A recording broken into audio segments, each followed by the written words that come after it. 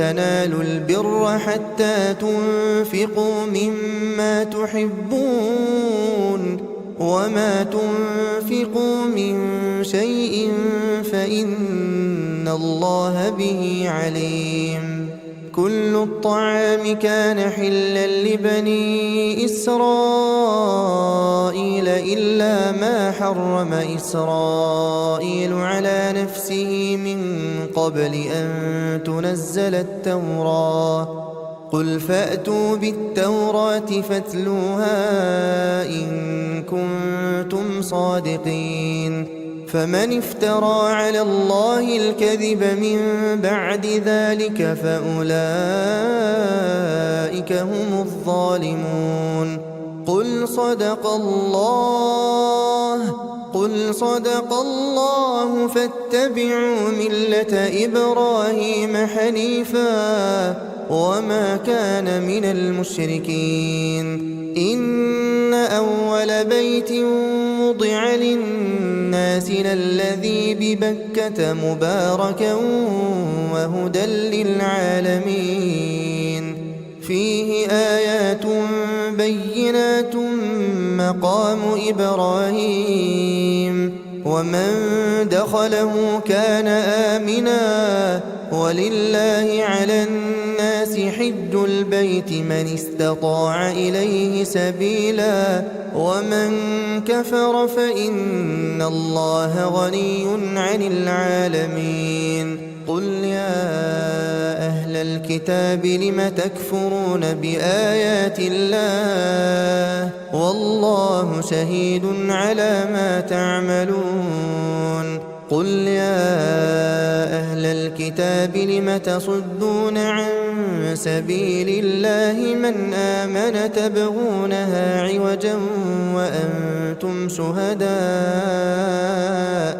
وما الله بغافل عما تعملون. يا أيها الذين آمنوا إن تطيعوا فريقا من الذين أوتوا الكتاب يردوكم بعد إيمانكم كافرين. وكيف تكفرون وأنتم تتلى عليكم آيات الله وفيكم رسوله ومن يعتصم بالله فقد هدي إلى صراط مستقيم. يا أيها الذين آمنوا اتقوا الله حق تقاته ولا تموتن إلا وأنتم مسلمون. واعتصموا بحبل الله جميعا ولا تفرقوا. واذكروا نعمة الله عليكم إذ كنتم أعداء فألف بين قلوبكم فأصبحتم بنعمته إخوانا وكنتم على شفا حفرة من النار فأنقذكم منها. كذلك يبين الله لكم آياته لعلكم تهتدون. ولتكن منكم أمة يدعون إلى الخير ويأمرون بالمعروف وينهون عن المنكر وأولئك هم المفلحون. ولا تكونوا كالذين تفرقوا واختلفوا من بعد ما جاءهم البينات وأولئك لهم عذاب عظيم. يوم تبيض وجوه وتسود وجوه فأما الذين اسودت وجوههم أكفرتم بعد إيمانكم فذوقوا العذاب بما كنتم تكفرون. وأما الذين بيضت وجوههم ففي رحمة الله هم فيها خالدون. تلك آيات الله نتلوها عليك بالحق وما الله يريد ظلما للعالمين ولله ما في السماوات وما في الأرض وإلى الله ترجع الأمور كنتم خير أمة أخرجت للناس تأمرون بالمعروف وتنهون عن المنكر وتؤمنون بالله ولو آمن أهل الكتاب لكان خيرا لهم منهم المؤمنون وأكثرهم الفاسقون لن يضروكم إلا أذى وإن يقاتلوكم يولوكم الأدبار ثم لا ينصرون ضربت عليهم الذلة أينما ثقفوا إلا بحبل من الله وحبل من الناس وباءوا بغضب من الله وضربت عليهم المسكنة ذلك بأنهم كانوا يكفرون بآيات الله ويقتلون الأنبياء بغير حق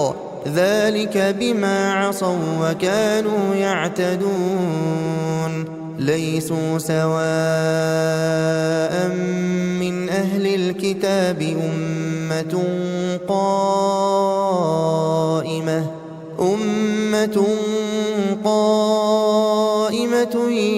يتلون آيات الله آناء الليل وهم يسجدون يؤمنون بالله واليوم الآخر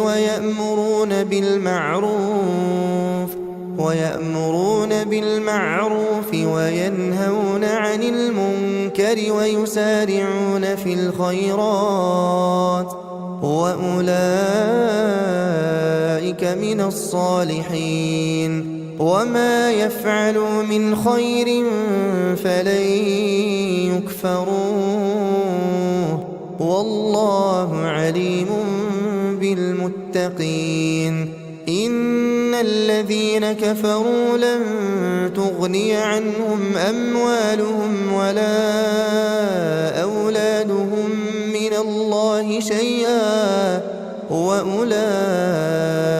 أصحاب النار هم فيها خالدون مثل ما ينفقون في هذه الحياة الدنيا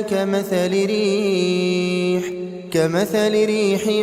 فيها صر أصابت حرث قوم ظلموا أنفسهم فأهلكته وما ظلمهم الله ولكن أنفسهم يظلمون يا أيها الذين آمنوا لا تتخذوا بطانة من دونكم لا يألونكم خبالا ودوا ما عنتم قد بدت البغضاء من أفواههم وما تخفي صدورهم أكبر قد بينا لكم الآيات إن كنتم تعقلون ها أنتم أولئك تحبونهم ولا يحبونكم وتؤمنون بالكتاب كله وإذا لقوكم قالوا آمنا وإذا خلوا عضوا عليكم الأنامل من الغيظ قل موتوا بغيظكم إن الله عليم بذات الصدور إن تمسسكم حسنة تسؤهم وإن تصبكم سيئة يفرحوا بها وإن تصبروا وتتقوا لا يضركم كيدهم شيئا إن الله بما يعملون محيط وإذ غدوت من أهلك تبوئ المؤمنين مقاعد للقتال والله سميع عليم إذ هم الطائفتان منكم أن تفشلا والله وليهما وعلى الله فليتوكل المؤمنون ولقد نصركم الله ببدر وأنتم أذلة فاتقوا الله لعلكم تشكرون إذ تقول للمؤمنين ألن يكفيكم أن يمدكم ربكم ب3,000 من الملائكة منزلين بلى إن تصبروا وتتقوا ويأتوكم من فورهم هذا يمددكم ربكم ب5,000 من الملائكة مسومين وما جعله الله إلا بشرى لكم ولتطمئن قلوبكم به وما النصر إلا من عند الله العزيز الحكيم ليقطع طرفا من الذين كفروا أو يكبتهم فينقلبوا خائبين ليس لك من الأمر شيء أو يتوب عليهم أو يعذبهم فإنهم ظالمون ولله ما في السماوات وما في الأرض يغفر لمن يشاء ويعذب من يشاء والله غفور رحيم يا أيها الذين آمنوا لا تأكلوا الربا أضعافا مضاعفة واتقوا الله لعلكم تفلحون واتقوا النار التي أعدت للكافرين وأطيعوا الله والرسول لعلكم ترحمون وسارعوا إلى مغفرة من ربكم وجنة عرضها السماوات والأرض أعدت للمتقين الذين ينفقون في السراء والضراء والكاظمين الغيظ والعافين عن الناس والله يحب المحسنين والذين إذا فعلوا فاحشة أو ظلموا أنفسهم ذكروا الله فاستغفروا لذنوبهم ومن يغفر الذنوب إلا الله ولم يصروا على ما فعلوا وهم يعلمون أولئك جزاؤهم مغفرة من ربهم وجنات تجري من تحتها الأنهار خالدين فيها ونعم أجر العاملين قد خلت من قبلكم سنن فسيروا في الأرض فانظروا كيف كان عاقبة المكذبين هذا بيان للناس وهدى وموعظة للمتقين ولا تهنوا ولا تحزنوا وأنتم الأعلون إن كنتم مؤمنين إن يمسسكم قرح فقد مس القوم قرح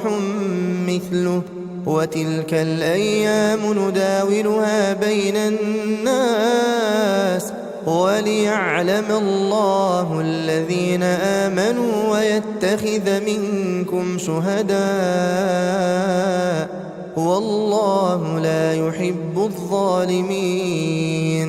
وليمحص الله الذين آمنوا ويمحق الكافرين أم حسبتم أن تدخلوا الجنة ولما يعلم الله الذين جاهدوا منكم ويعلم الصابرين ولقد كنتم تمنون الموت من قبل أن تلقوه فقد رأيتموه وأنتم تنظرون وما محمد إلا رسول قد خلت من قبله الرسل أفإن مات أو قتل انقلبتم على أعقابكم ومن ينقلب على عقبيه فلن يضر الله شيئا وسيجزي الله الشاكرين وما كان لنفس أن تموت إلا بإذن الله كتابا مؤجلا ومن يرد ثواب الدنيا نؤته منها ومن يرد ثواب الآخرة نؤته منها وسنجزي الشاكرين وكأين من نبي قاتل معه ربيون كثير فما وهنوا لما أصابهم في سبيل الله وما ضعفوا وما استكانوا والله يحب الصابرين وما كان قولهم إلا أن قالوا ربنا اغفر لنا ذنوبنا وإسرافنا في أمرنا وثبت أقدامنا وانصرنا على القوم الكافرين فآتاهم الله ثواب الدنيا وحسن ثواب الآخرة والله يحب المحسنين يا أيها الذين آمنوا إن تطيعوا الذين كفروا يردوكم على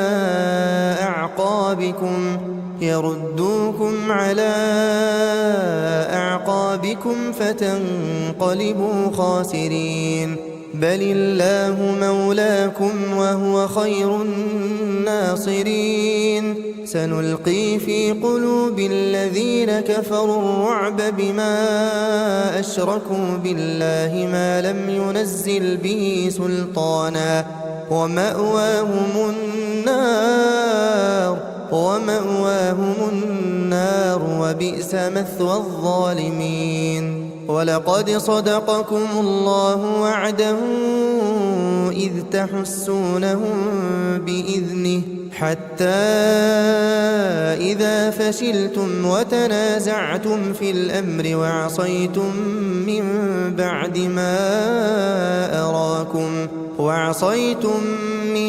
بعد ما أراكم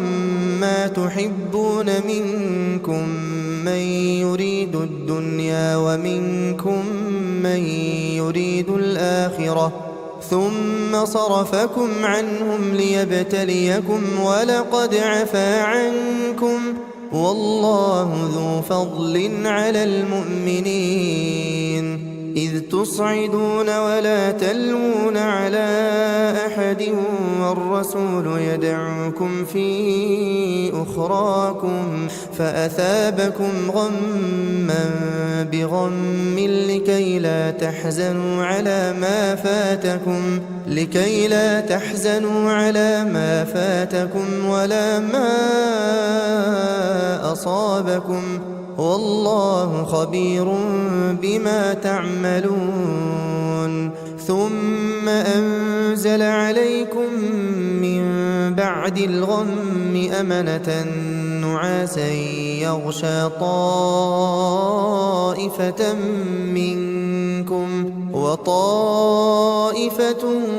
قد أهمتهم أنفسهم يظنون بالله غير الحق ظن الجاهلية يقولون هل لنا من الأمر من شيء قل إن الأمر كله لله يخفون في أنفسهم ما لا يبدون لك يقولون لو كان لنا من الأمر شيء ما قتلنا هاهنا قل لو كنتم في بيوتكم لبرز الذين كتب عليهم القتل إلى مضاجعهم وليبتلي الله ما في صدوركم وليمحص ما في قلوبكم والله عليم بذات الصدور إن الذين تولوا منكم يوم التقى الجمعان إنما استزلهم الشيطان ببعض ما كسبوا ولقد عفى الله عنهم إن الله غفور حليم يا أيها الذين آمنوا لا تكونوا كالذين كفروا وقالوا لإخوانهم إذا ضربوا في الأرض أو كانوا غزا لو كانوا عندنا ما ماتوا وما قتلوا ليجعل الله ذلك حسرة في قلوبهم والله يحيي ويميت والله بما تعملون بصير ولئن قتلتم في سبيل الله أو متم لمغفرة من الله ورحمة خير مما يجمعون ولئن متم أو قتلتم لإلى الله تحشرون فبما رحمة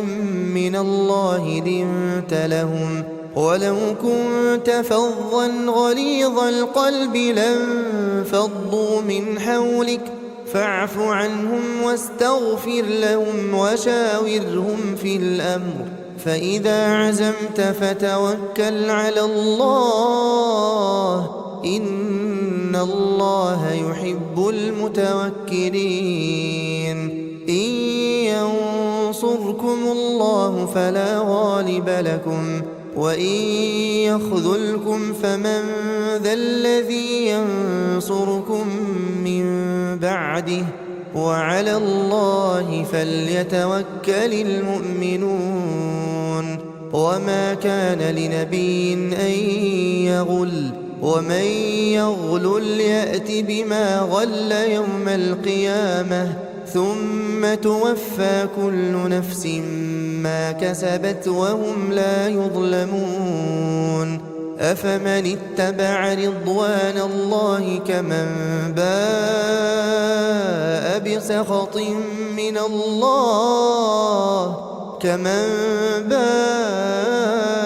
بسخط من الله ومأواه جهنم وبئس المصير هم درجات عند الله والله بصير بما يعملون لقد من الله على المؤمنين إذ بعث فيهم رسولا من أنفسهم يتلو عليهم آياته ويزكيهم ويعلمهم الكتاب والحكمة وإن كانوا من قبل لفي ضلال مبين أولما أصابتكم مصيبة قد أصبتم مثليها قلتم أنى هذا قل هو من عند أنفسكم إن الله على كل شيء قدير وما أصابكم يوم التقى الجمعان فبإذن الله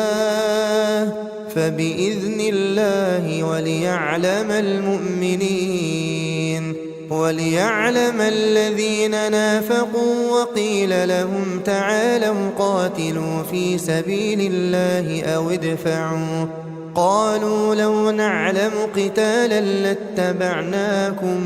هم للكفر يومئذ أقرب منهم للإيمان يقولون بأفواههم ما ليس في قلوبهم والله أعلم بما يكتمون الذين قالوا لإخوانهم وقعدوا لو أطاعونا ما قتلوا قل فادرءوا عن أنفسكم الموت إن كنتم صادقين ولا تحسبن الذين قتلوا في سبيل الله أمواتا بل أحياء عند ربهم يرزقون فرحين بما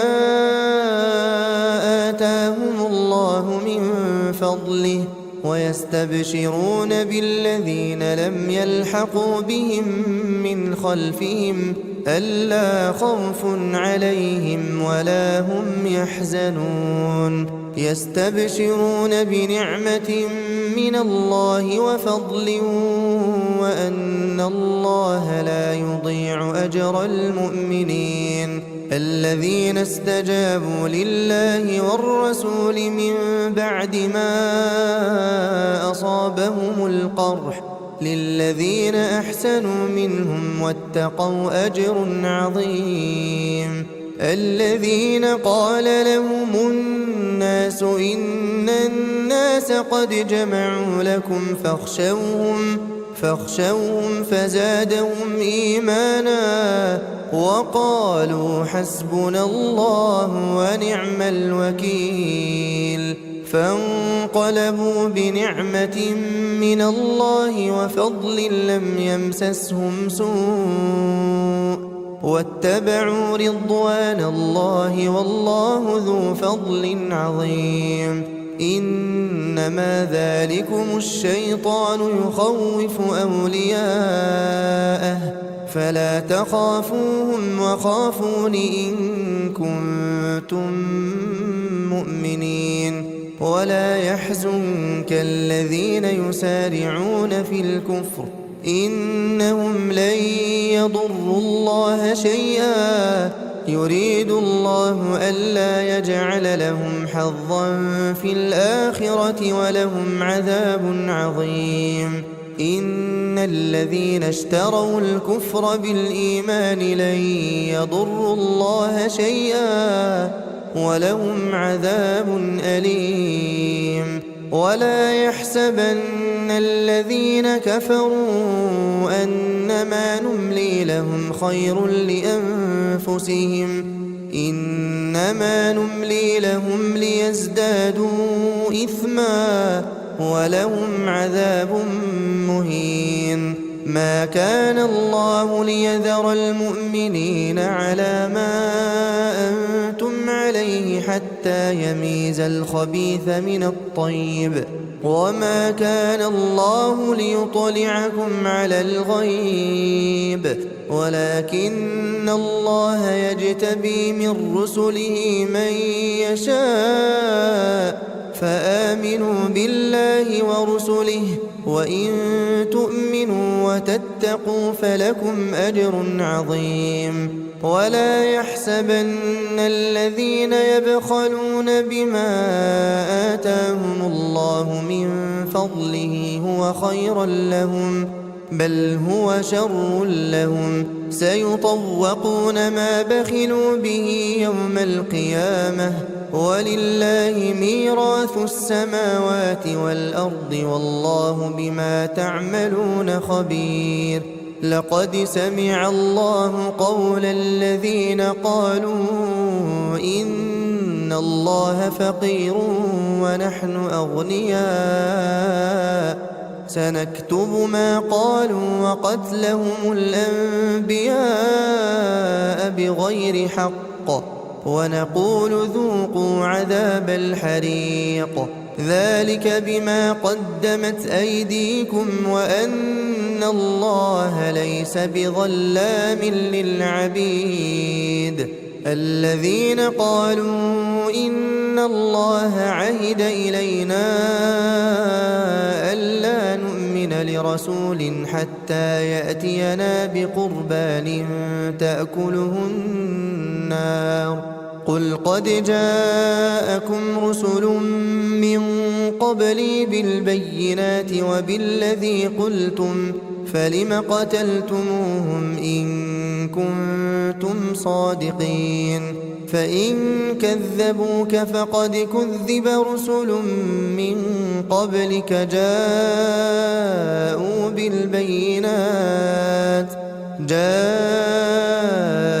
بالبينات والزبر والكتاب المنير كل نفس ذائقة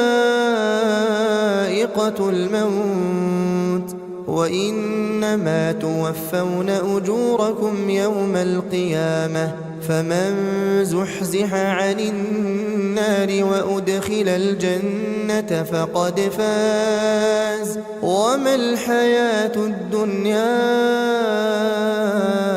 إلا متاع الغرور لتبلون في أموالكم وأنفسكم ولتسمعن من الذين أوتوا الكتاب من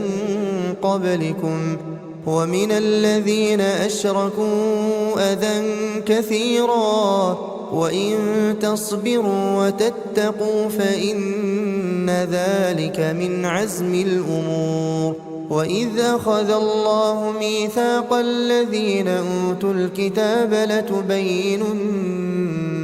للناس ولا تكتمونه فنبذوه وراء ظهورهم واشتروا به ثمنا قليلا فبئس ما يشترون لا تحسبن الذين يفرحون بما أتوا ويحبون أن يحمدوا بما لم يفعلوا فلا تحسبنهم بمفازة من العذاب ولهم عذاب أليم ولله ملك السماوات والأرض والله على كل شيء قدير إن في خلق السماوات والأرض واختلاف الليل والنهار لآيات لأولي الألباب الذين يذكرون الله قياما وقعودا وعلى جنوبهم ويتفكرون في خلق السماوات والأرض ربنا ما خلقت هذا باطلا سبحانك فقنا عذاب النار ربنا إنك من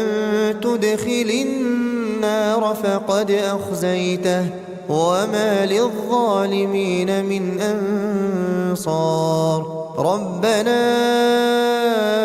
إننا سمعنا مناديا ينادي للإيمان أن آمنوا بربكم فآمنا ربنا فاغفر لنا ذنوبنا وكفر عنا سيئاتنا وتوفنا مع الأبرار ربنا وآتنا ما وعدتنا على رسلك ولا تخزنا يوم القيامة إنك لا تخلف الميعاد فاستجاب لهم ربهم أني لا أضيع عمل عامل منكم من ذكر أو أنثى بعضكم من بعض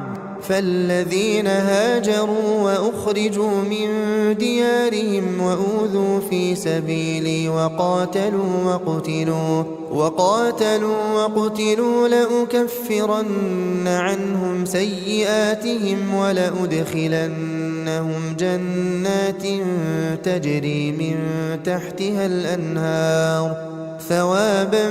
من عند الله والله عنده حسن الثواب. لا يغرنك تقلب الذين كفروا في البلاد متاع قليل ثم مأواهم جهنم وبئس المهاد. لكن الذين اتقوا ربهم لهم جنات تجري من تحتها الأنهار خالدين فيها نزلا من عند الله وما عند الله خير للأبرار. وإن من أهل الكتاب لمن يؤمن بالله وما أنزل إليكم وما أنزل إليهم خاشعين لله لا يشترون بآيات الله ثمنا قليلا أولئك لهم أجرهم عند ربهم إن الله سريع الحساب. يا أيها الذين آمنوا اصبروا وصابروا ورابطوا واتقوا الله لعلكم تفلحون. بسم الله الرحمن الرحيم. يا أيها الناس اتقوا ربكم الذي خلقكم من نفس واحدة وخلق منها زوجها وبث منهما رجالا كثيرا ونساء واتقوا الله الذي تساءلون به والأرحام إن الله كان عليكم رقيبا. وآتوا اليتامى أموالهم ولا تتبدلوا الخبيث بالطيب ولا تأكلوا أموالهم إلى أموالكم إنه كان حوبا كبيرا. وإن خفتم ألا تقسطوا في اليتامى فانكحوا ما طاب لكم من النساء مثنى وثلاث ورباع فإن خفتم ألا تعدلوا فواحدة أو ما ملكت أيمانكم ذلك أدنى ألا تعولوا. وآتوا النساء صدقاتهن نحلة فإن طبن لكم عن شيء منه نفسا فكلوه هنيئا مريئا. ولا تؤتوا السفهاء أموالكم التي جعل الله لكم قياما وارزقوهم فيها واكسوهم وقولوا لهم قولا معروفا. وابتلوا اليتامى حتى إذا بلغوا النكاح فإن آنستم منهم رشدا فادفعوا إليهم أموالهم ولا تأكلوها إسرافا وبدارا أن يكبروا. ومن كان غنيا فليستعفف ومن كان فقيرا فليأكل بالمعروف. فإذا دفعتم إليهم أموالهم فأشهدوا عليهم وكفى بالله حسيبا. للرجال نصيب مما ترك الوالدان والأقربون وللنساء نصيب مما ترك الوالدان والأقربون مما قل منه أو كثر نصيبا مفروضا. وإذا حضر القسمة أولو القربى واليتامى والمساكين فارزقوهم منه وقولوا لهم قولا معروفا. وليخشى الذين لو تركوا من خلفهم ذرية ضعافا خافوا عليهم فليتقوا الله وليقولوا قولا سديدا. إن الذين يأكلون أموال اليتامى ظلما إنما يأكلون في بطونهم نارا وسيصلون سعيرا. يوصيكم الله في أولادكم للذكر مثل حظ الأنثيين فإن كن نساء فوق 2 فلهن ثلثا ما ترك وإن كانت واحدة فلها النصف ولأبويه لكل واحد منهما السدس مما ترك إن كان له ولد فإن لم يكن له ولد وورثه أبواه فلأمه الثلث فإن كان له إخوة فلأمه السدس من بعد وصية يوصي بها أو دين. آباؤكم وأبناؤكم لا تدرون أيهم أقرب لكم نفعا فريضة من الله إن الله كان عليما حكيما. ولكم نصف ما ترك أزواجكم إن لم يكن لهن ولد فإن كان لهن ولد فلكم الربع مما تركن من بعد وصية يوصين بها أو دين. ولهن الربع مما تركتم إن لم يكن لكم ولد فإن كان لكم ولد فلهن الثمن مما تركتم من بعد وصية توصون بها أو دين. وإن كان رجل يورث كلالة أو امرأة وله أخ أو أخت فلكل واحد منهما السدس فإن كانوا أكثر من ذلك فهم شركاء في الثلث من بعد وصية يوصى بها أو دين غير مضار وصية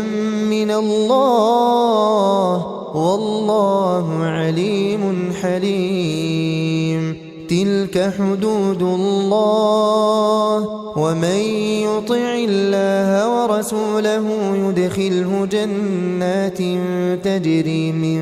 تحتها الأنهار خالدين فيها وذلك الفوز العظيم. ومن يعص الله ورسوله ويتعد حدوده يدخله نارا خالدا فيها وله عذاب مهين. واللاتي يأتين الفاحشة من نسائكم فاستشهدوا عليهن 4 منكم فإن شهدوا فأمسكوهن في البيوت حتى يتوفاهن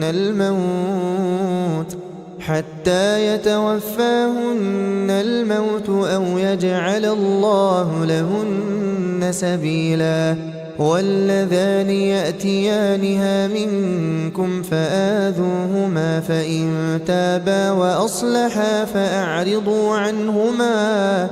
إن الله كان توابا رحيما إنما التوبة على الله للذين يعملون السوء بجهالة ثم يتوبون من قريب فأولئك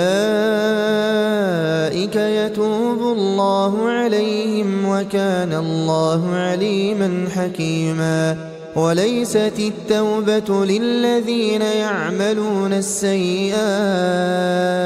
حتى إذا حضر أحدهم الموت قال إني تبت الآن ولا الذين يموتون وهم كفار أولئك أعتدنا لهم عذابا أليما يا أيها الذين آمنوا لا يحل لكم أن ترثوا النساء كرها ولا تعضلوهن لتذهبوا ببعض ما آتيتموهن إلا أن يأتين بفاحشة مبينة وعاشروهن بالمعروف فإن كرهتموهن فعسى أن تكرهوا شيئا ويجعل الله فيه خيرا كثيرا وإن أردتم استبدال زوج مكان زوج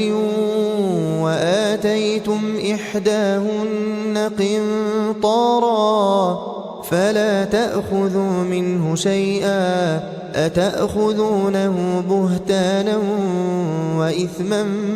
مبينا وكيف تأخذونه وقد أفضى بعضكم إلى بعض وأخذن منكم ميثاقا غليظا ولا تنكحوا ما نكح آباؤكم من النساء إلا ما قد سلف